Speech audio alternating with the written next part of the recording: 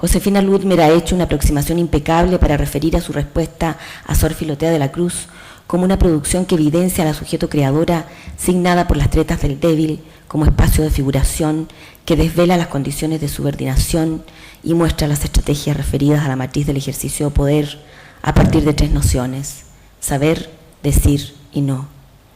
Ludmer refiere a los lugares que están pulsando en el texto autobiográfico de Sor Juana. El primero de ellos alude a los sitios comunes que constituyen campos de lucha donde se debaten sistemas e interpretaciones enemigas.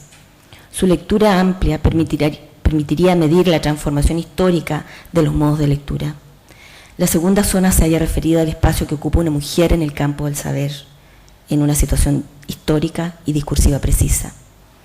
La de Sor Juana decía relación con una sujeto femenina nombrada como genio por los hombres poderosos de la época y situada entre la corona y la Iglesia católica.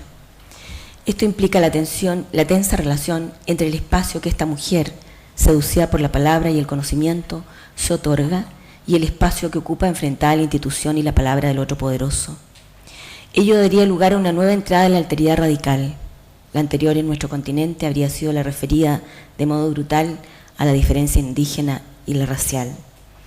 En este marco me parece pertinente situar a la escritura de mujeres en América Latina como una trama simbólica compleja relativa al campo de los ejercicios de poder, protagonizados por las diferencias y las relaciones sociales enmarcadas por la producción de ideas de los sujetos singularmente diferenciadas. Pienso que alguien podría afirmar que el arte de la escritura siempre se hallaría cruzado por variables culturales y sociales múltiples. Sería un quehacer inevitablemente asediado como ejercicio de poder. Postulo, no obstante, que se haya más radicalizado como ejercicio artístico cuando nos instalamos en la perspectiva del campo relativo a la diferencia sexual. Las disputas respecto de si las mujeres hemos estado a la altura del arte de escribir se enmarcan en esta batalla que no solo ha sido la de la forma, como dice Gianfranco, aludiendo a la cuestión del descentramiento estético del lenguaje en las producciones escriturales de mujeres, sino porque su presencia, emergencia, implica un desajuste sistémico, estructural. En este marco resulta fundamental la interrogación acerca de las condiciones de producción en las que nos encontramos, Virginia Woolf y el cuarto propio mediante, así como la indagación respecto de nuestra condición de sujetos marginalizados de los campos del saber y del pensamiento, signados como modos hegemónicos androcéntricos, Simone de Beauvoir y el segundo sexo mediante. Sin embargo, este punto de partida ha sido la mayor parte del tiempo postergado como preocupación en contexto de los estudios y de la crítica literaria. Este silenciamiento de nuestras diferencias simbólicas grita su propia violencia. En este sentido, me importa sobremanera el hecho de cuestionar e indagar estos espacios de producción artística y escritural desde un lugar situado nuevamente como escritora crítica feminista. Este implica lo estético-político, no cabe duda, y una fuerte responsabilidad sociocultural, asumir las ideaciones y el pensamiento como zonas en tensión insertas en la trama del poder y sus disputas. Si el acto de escritura implica un ejercicio inédito del pensamiento y del lenguaje, este vendría a estar cubierto todo el tiempo con el velo de una teorización respecto del lenguaje y de la literatura. Es necesario entonces tomar posicionamiento respecto de aquellas cajas de herramientas de las cuales nos servimos para ello y revisar con sospecha las absolutizaciones conceptuales que componen esta trama y designan hegemónicamente lo que puede ser visibilizado o no como arte de escribir. Afirmo entonces que la teoría crítica feminista ha hecho un aporte fundamental para que ese velo se multiplique y diversifique. El acto de escribir siempre podría implicar la realización de una idea nueva de lo que es escribir. Y esta puede conllevar la exigencia de un arte nuevo, siempre y cuando demos lugar a la apertura ilimitada en los modos históricos de visibilización. Esta es una fricción tensionada. Esta ampliación desde mi aproximación crítica obliga a considerar las zonas de producción que provienen en su anchura desde los territorios signados por la diferencia sexual. Me parece que este encuentro anhela dicha pretensión. Los bordes de una emergencia estridente silenciosa. No resulta menor nombrar la pertinencia de los tránsitos que la crítica feminista ha hecho desde el renombrado encuentro Escribir en los Bordes, el Congreso Internacional de Literatura, llevado a cabo el año 1987 en plena dictadura en Chile. La minuciosa revisión de las operatorias de resistencia y apertura que implican estos bordes fue tramada en ese momento por críticas y escritoras chilenas que se abocaron a la tarea de asediar las emergencias de las escrituras latinoamericanas, diversas, hechas por las mujeres, así como aquellas que empezaban a escribir en Chile y que vivían cotidianamente la violencia de Estado, la que cruzaba a todas quienes habitábamos en este territorio. Carmen Berenguer, Eugenia Brito, Diamela Eltit, Raquel Olea, Eliana Ortega y Nelly Richard fueron las compiladoras de ese libro que recogió este encuentro fundamental y que visibilizó las escrituras de las mujeres. Una perspectiva ético-estético-política nombrada esquivamente como tal se evidencia en el recorrido de sus indagaciones. Eugenia Brito señala en su introducción, comillas, no fue casual que un pensamiento sobre la relación entre la mujer, la escritura y el poder hubiera surgido justamente en un país dominado por una tiranía y que ese pensamiento hubiera emanado de las mujeres que ocupan el lugar más resistido de esa tiranía, la escritura. Brito, en su discursividad respecto de este evento, echa mano de una pluralidad sígnica que remite a una especie de, comillas, gesta de la escritura, una incierta heroicidad, un anhelo por recuperar un espacio perdido, reconquistar, llevar a cabo una ruptura del aislamiento. En el apartado que aglutina los discursos de apertura de dicho congreso, los sentidos desplegados por las autoras y escritoras refieren a los contextos dictatoriales que remiten como presente a múltiples otros que aluden a la subyugación y a la dominación, el colonialismo y la opresión de los pueblos indígenas. Berenguer señala, comillas, historia cargada de cortes, golpes y cicatrices, la sobrevida que la asigna atávica y tortuosa y que desde el fondo de la mirada textual no es más que un cuerpo permanentemente velado, no obstante, intenta reivindicarse a través de sus significaciones, cierre comillas. Lo político entra a tallar. El TIT señala, comillas, convocamos por primera vez en nuestro país a una conferencia en torno a la literatura producida por mujeres latinoamericanas y esto configura un gesto político, pero un gesto político complejo, dirigido a la historia como poder, a la historia de la literatura, en cuyo amplio y sostenido relato se ha trazado una fina pero estricta división espacial limitante para el cuerpo textual femenino. Lucía Guerra, por su parte, señala el propósito del Congreso, comillas, tiene como objeto reafirmar un derecho humano, valorar la palabra silenciada de la mujer e incursionar en el espejo opaco de una concepción del mundo que subvierte aquella masculina, de una realidad que los hombres han confundido con una verdad absoluta, cierre comillas. Eliana Ortega cierra este acápite del texto y señala que este evento, comillas, es la toma de posesión de la palabra literaria de la mujer, es la constitución de una subjetividad femenina latinoamericana y es un acto para posicionar dicha subjetividad en y desde el Chile histórico de 1987, cierre comillas. Ortega despliega además una serie de interrogantes que me parecen aún muy vigentes como núcleos de sentidos convocantes para las reflexiones de hoy, de este encuentro. Se pregunta por la función de las mujeres como intelectuales latinoamericanas. Interroga agudamente el papel que juega la cultura académica en las problemáticas de inclusión y exclusión de las escrituras de mujeres. Interroga los modos de lectura reproducidos por una academia de impulso universalista, esencialista y misógina. Haciendo gala de la infaltable sospecha feminista, Eliana se pregunta cuál es el propósito de dicha crítica patriarcal cuando incursiona en el discurso femenino como si su palabra constituyera un hallazgo innombrado. ¿Vociferará con ello su impulso de apropiación?, me pregunto. Cuestiona asimismo el lugar que ocupa en nuestro quehacer la teoría del primer mundo y se interroga acerca de nuestra actitud reverenciosa hacia ellas. Hace explícito el cuestionamiento ineludible respecto de la incorporación de modelos patriarcales y androcéntricos en nuestras labores de lectura y de escritura. De esta manera pone énfasis en los modos en que nos relacionamos en contextos académicos sellados por las jerarquías, los vedetismos y las individualidades egóticas que rompen toda posibilidad de acción intelectual y artística más fluidas como comunicación y por ende menos arrogantes. Este es un punto álgido de los contextos de hoy. Me interesa sobremanera esta entrada de lo ético que ofrece Eliana y me siento en completa genealogía crítica con ella. Creo que el liberalismo actual y el capitalismo tardío androcéntrico, experimentados en estas últimas décadas, no han favorecido nada la transformación que Eliana Ortega sugiere como tono imposible desde la creación e ideación artística de las escrituras y la producción literaria vinculada a los territorios de la diferencia sexual. Puedo ser pesimista en ello, pero podemos discutir.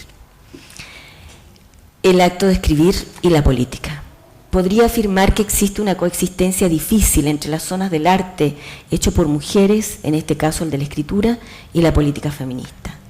Si bien podemos pensar que la teoría crítica feminista francesa y la teoría postestructuralista imperantes se hacen cargo en algún sentido de esta tensión, o más bien posibilitan que nos hagamos cargo de ella, existen puntos de inflexión que ameritan ser repensados una y otra vez.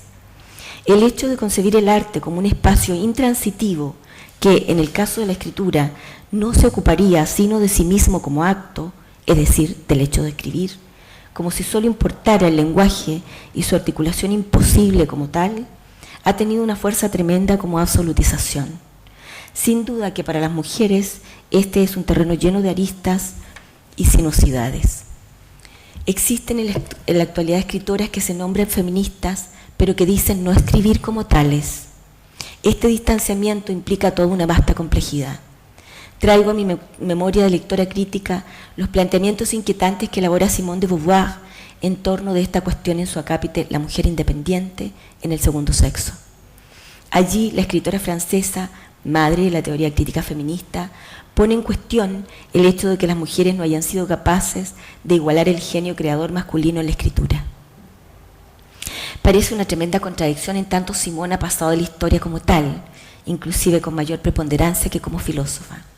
Pero Simone, como muchas de nosotras, habitaba la contradicción. Afirma de este modo que no hay mujer que haya escrito El proceso, Moby Dick o Ulises.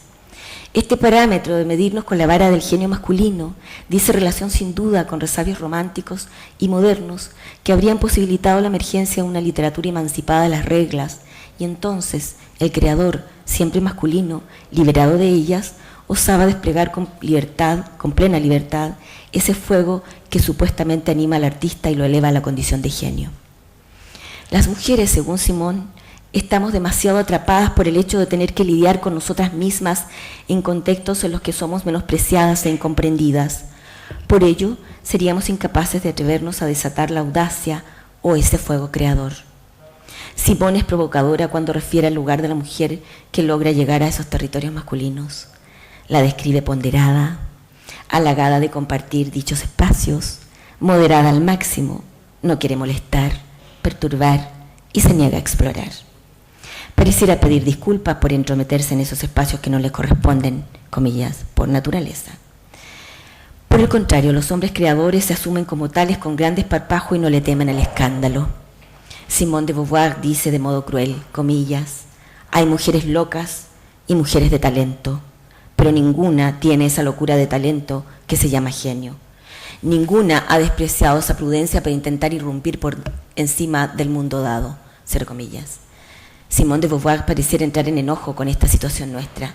Dice, comillas, esa razonable modestia, antes que nada, es la que ha definido hasta aquí los límites del talento femenino, cierro comillas. Con todo, Simone menciona más de 51 escritoras en el segundo tomo del segundo sexo. Las tengo en mi nota a pie de página todas y cada una escritas con minuciosa lectura. En el apartado en el que examina la situación de las mujeres y la escritura como potencial de libertad, mencionará unas cuantas de ellas.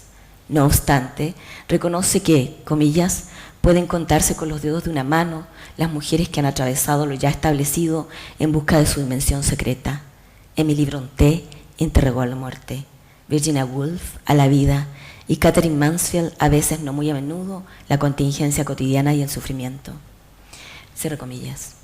Me interesa referir a las disquisiciones que elabora François Collin, filósofa de origen belga, que ha hecho contundentes aportes a la teoría y filosofía feminista para complejizar esta entrada al arte en la revisión que hace Simone en su artículo El poder de las tinieblas, arte y política según Beauvoir.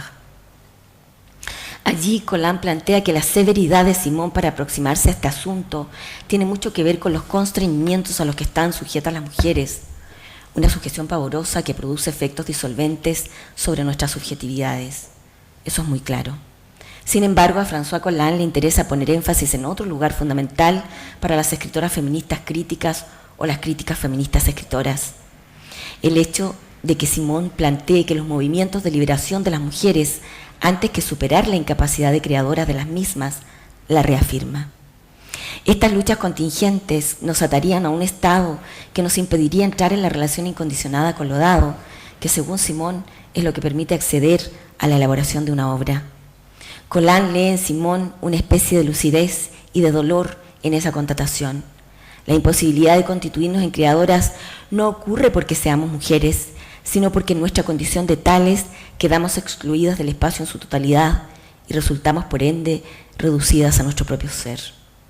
Como paradoja, el esfuerzo y la laboriosidad que implica la aspiración a la liberación resulta ser, al mismo tiempo, un impedimento para la libertad en su pleno sentido. Simón pareciera expresar que las mujeres necesitamos hacer el aprendizaje de nuestro desamparo y trascendencia para crear obra. En este sentido, el movimiento propuesto como desafío para las mujeres pareciera ser doble.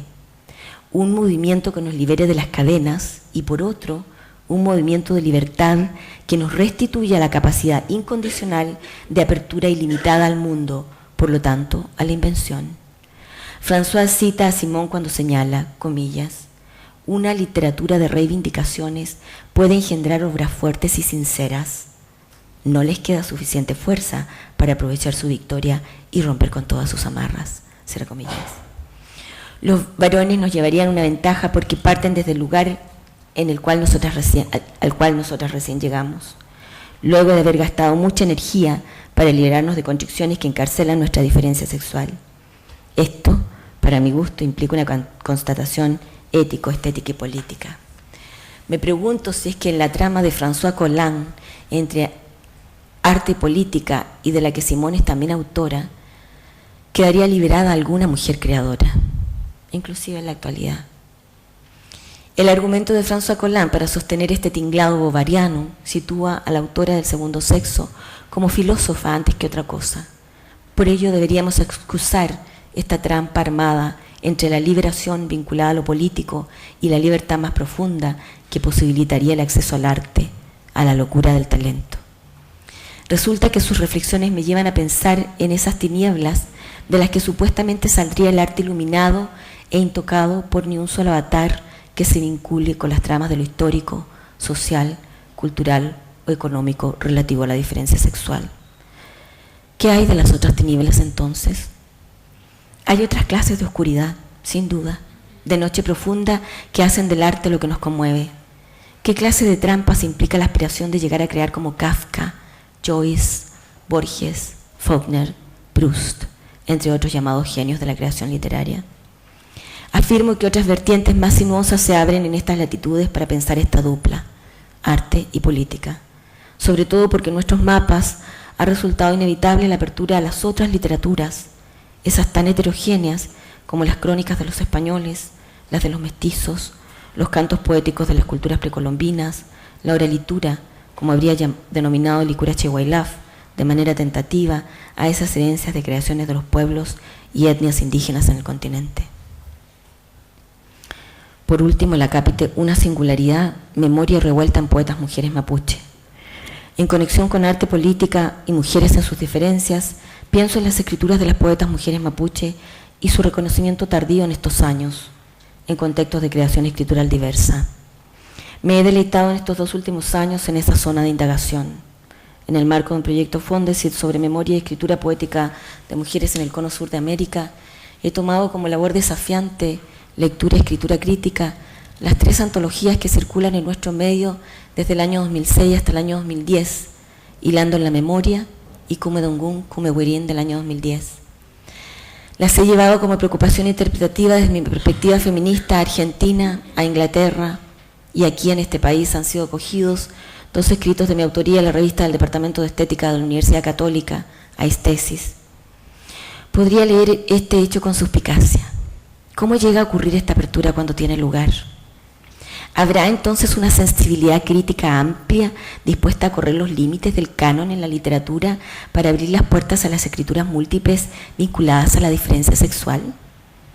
La pregunta que Angélica Valderrama habría recibido en alguna biblioteca de Chile cuando buscaba con esmero los textos de cada una de las poetas mapuches, comillas, ¿pero es que existen las poetas mapuche? Respuesta a pregunta que queda latiendo en mí porque suspende mi optimismo respecto de esta supuesta apertura y su impulso democrático.